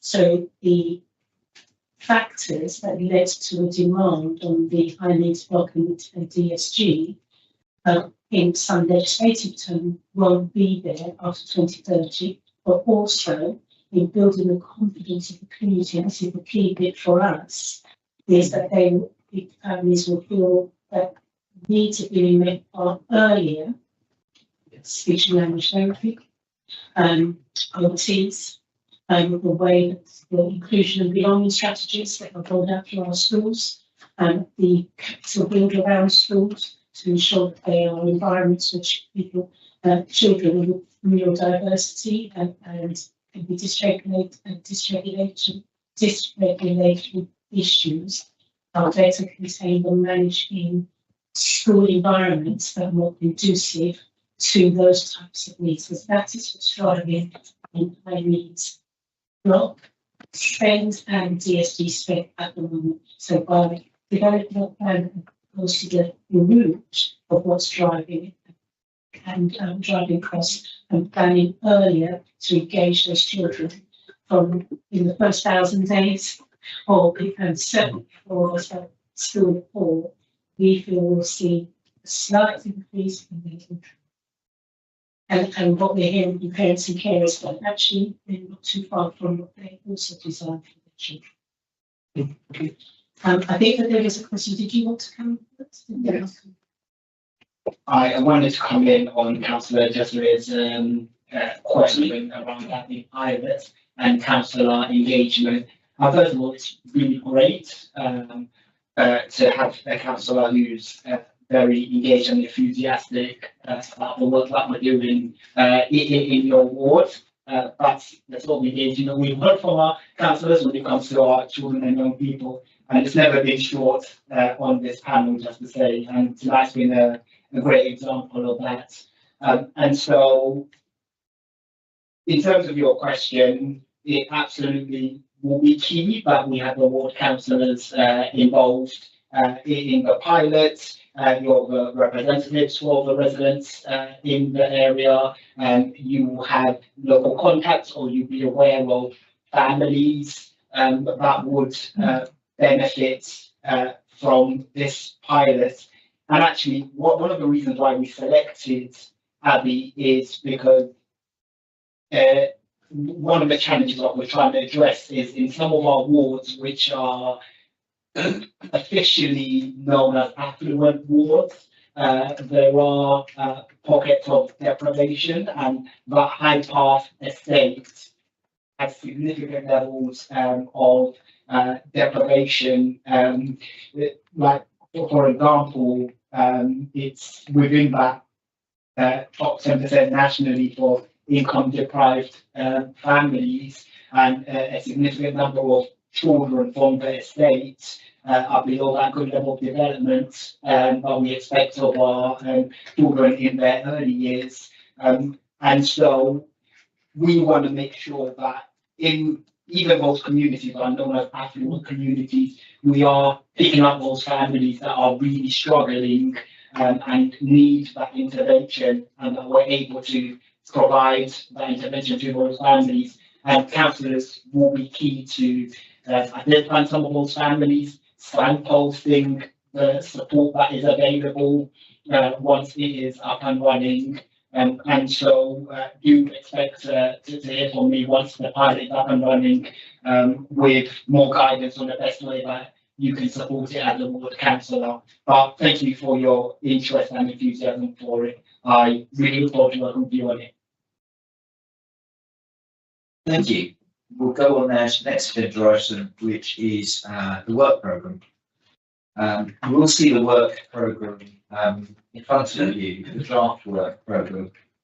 Clearly it's quite long. I thought we cut quite a lot of it down at the Priorities meeting a few weeks ago, but as it stands, I think we do need to prioritise this as a panel in terms of scrutiny. I'm conscious, obviously, at the next at the next panel meeting, we will have the schools-based planning report, which will be obviously quite an extensive report. I know obviously the scrutiny panel has done a lot of work on that previously as well. And I think obviously in terms of going forward, you mentioned that the chair and vice chair both liaise together about the work programme as well, to obviously ensure it is manageable. And that we look into certain items as well, having task and finish groups. I think we did discuss, especially on SEM reforms, having a task and finish group on that, and visiting schools in September. And we discussed it. We discussed it at the quality meeting a few weeks ago. But I think, is want to get any comments in terms of the thing, in terms of the programme? I'd probably like to add as well to the child poverty report that we've got the child poverty report next year. It's probably best at the moment that's absorbed into departmental update, but I think it's something we could maybe look at doing some work outside this panel, because it is an extensive item and it needs to fit into so many different areas of the work we undertake as a panel. And obviously for those of you who haven't been on panels before, task and finish groups enables us to do obviously some more in-depth work on these and to question experts. I think sometimes we can't adequately do these within the panel itself, and then obviously come back with outcomes which are then presented to cabinets, having several over the years. They are very useful obviously in terms of outcomes, but also as well in terms of people delving into issues more in depth than we are able to do adequately at this panel. So I don't know if there's any comments from the panel. Yes, Councillor Gill. Chair, it's just a question about the meeting date of the March, where it's about social safety in schools. It says an assessment of online safety and misogyny in writing schools. So I'm very glad to see that anyway. But it was just a question, why specifically misogyny? Is that evidence based or is that by data or something? That's just my question about that. Yeah. Is evidence? Do you have any further comments to which to make some work programs as well? Thank you, Chair. I think that contents of the child poverty report is, of course, what I think scrutiny might want to scrutinise is the strategy before it's launched. The indication for the 17th of September was to provide a short written paper on the activities that have been referred to verbally and referenced at high level in the departmental report. So I'm not anticipating that this will be an item that will consume much of the agenda time, but it will allow key questions to be asked around the pilots, the outcomes, and how that will then position scrutiny to really have an informed discussion around the strategy when we deliver it in the next scrutiny cycle. So if you're in agreement, that will be a shorter item and not we're not looking at a strategy in September. Thank you. I think that clarifies that matter as well, obviously going forward, in terms of the roadmap as well.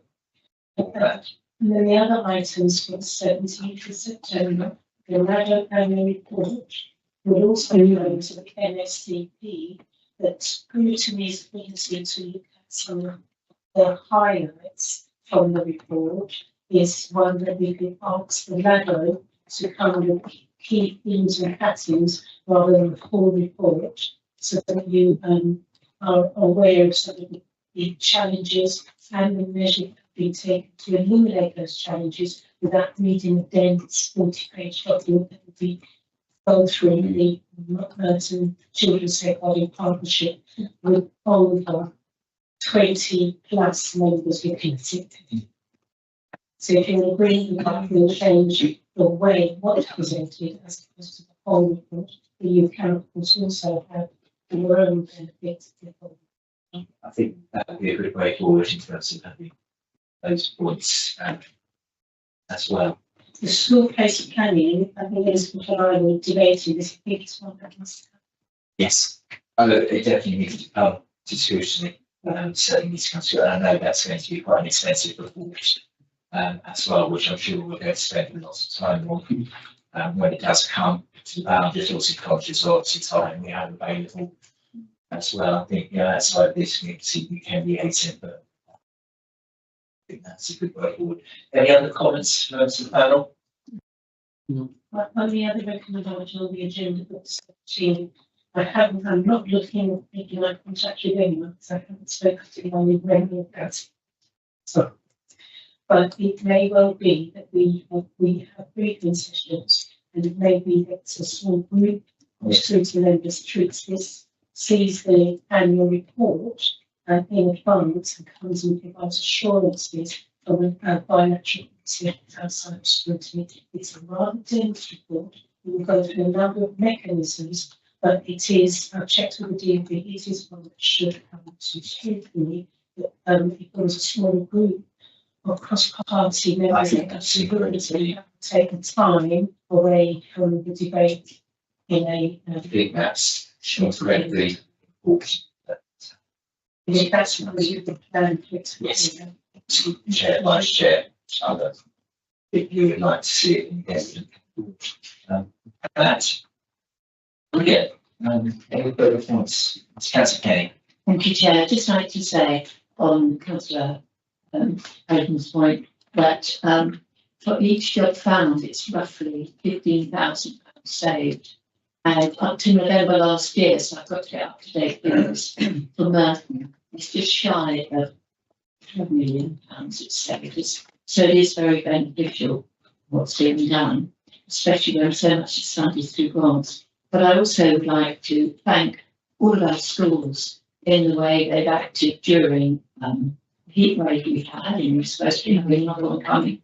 We had a meeting to discuss it, and I'm not for closing our schools, but I accept that it's been a very difficult time. I want to thank our head teachers and their staff, how they reacted to this and keeping the children in, and then making it optional for parents if they took their children home at 1:15 or kept them there to 3:15, because children being taken home to a flat that's not well ventilated and it gets very hot and stuffy, they're suffering at home as much as they, or even more, than they would be in schools. And I think schools that the head teachers have led their staff in really rising to this occasion to cater for our children superbly. So it's made sure every primary school child has had their school lunch. So they've gone, and for some that is only a million days. And I just think, I'm delighted with how they responded to it, and they deserve that. Congratulations. Thank you. I think I'd like to also place some record of my thank you to the school. Brilliant. We've come to the end of the agenda. So could we ask how the action law was going to be provided? It used to be a case, also in CYP, that we would all be emailed an action of what we were going to be updated on, and then it would be people as yes, I just would like, is that going to be happening, which hasn't happened recently, and to points from the last minute? Yes, I think we'll go back and I'm happy to the action law to do the bullshit.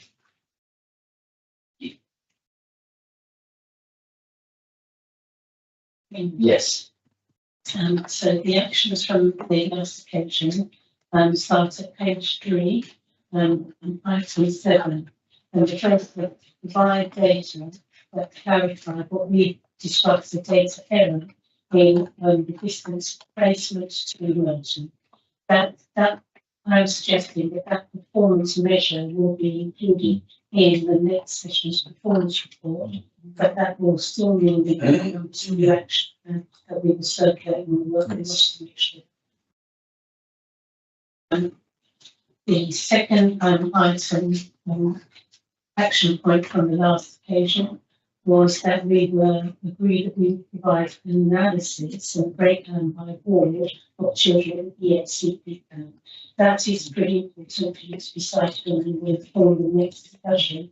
And if we can then the grace of what's around the table, it makes sense if we include that in the performance report on the next station, and it will enable the conversation as you see the next time that we meet. So that does not prohibit us doing the action. Councillor Carter as well. We mentioned that. I think it could be cited rather than reading through a report to get to what was always wanted.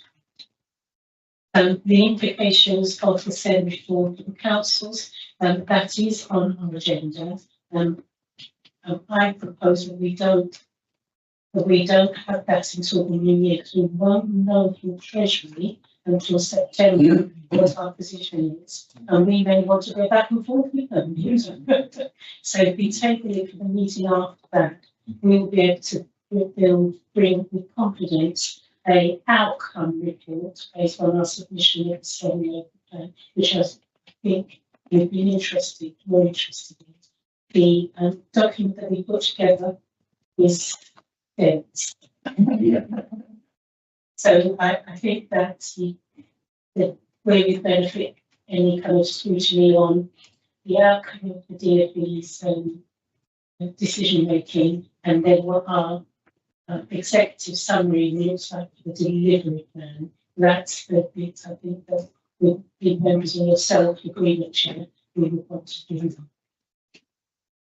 Sorry, that was a part of the spread. There was the data to cover 5-year total vaccinations on page 2. And also, I don't think you mentioned, I might have missed it, the description of the timeline for unaccompanied children provided in an education setting and updated figure for the distance of placement from home care. So on the same principle, if we could take it away, we almost get the extra for that. Some of that we can capture in the next performance report, and we will be clear on that action plan when you can expect it to get from all of our sites. And there will obviously be a performance monitoring report coming to scrutiny as well. yes, and that's where some of most of that will be captured. Brilliant.